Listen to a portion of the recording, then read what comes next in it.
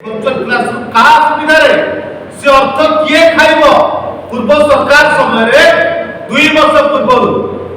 जिते 450 500 कोटी ton tender पे बाहर वर्चुअल क्लासरूम पाए यही सरकार मना कर देथिले एते अर्थ आवश्यकता नहीं आज 2 वर्ष पर 1000 कोटी टका पहुंच गला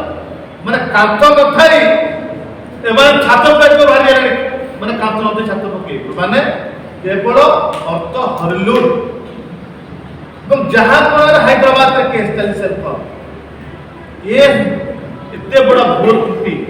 मंत्री मानिला पर कहीं एक्शन नहीं निश्चित हम जो निष्पत्ति नहीं थी